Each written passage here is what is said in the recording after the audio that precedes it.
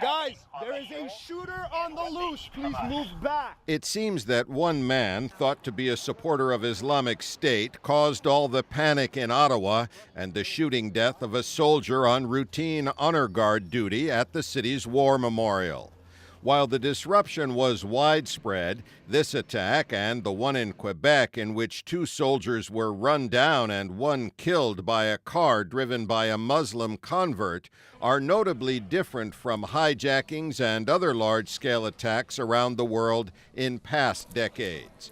This kind of small-scale attack seems to be the fashion among militants, says the director of the Royal United Services Institute, Michael Clark. What we've seen, certainly since about 2006-2007, is an increasing fashion for not particularly well-trained people, not people with great tradecraft in terrorism, just to have a go with sheer motivation in ones and twos. And that makes them more difficult to find and stop than a large group involved in a lengthy conspiracy. The lack of skill is made up for by the fact that they're very unpredictable. And if enough people want to commit lone wolf attacks, then of course some of them, by the sheer law of averages, will get through. But what troubles some people is that the attackers in Ottawa and Quebec were apparently known to security services. That will raise some difficult questions, according to Trevor Slack of the Maplecroft Risk Assessment Firm, who spoke via Skype. Questions will be asked about why, when it became clear that these perpetrators were looking to go and fight in Syria or in Iraq with the Islamic State, why more wasn't done to detain them.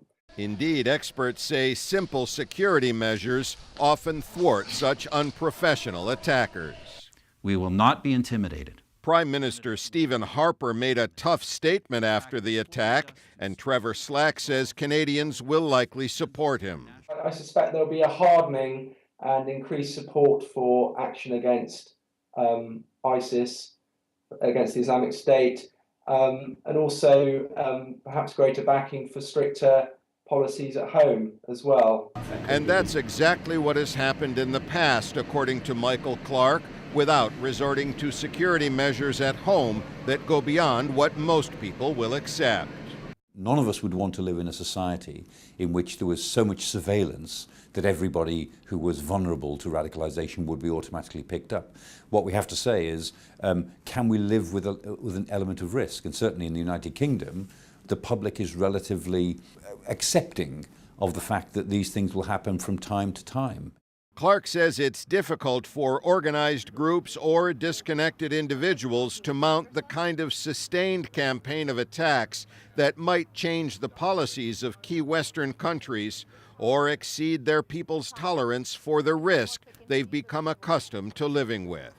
Al Pessin, VOA News, London.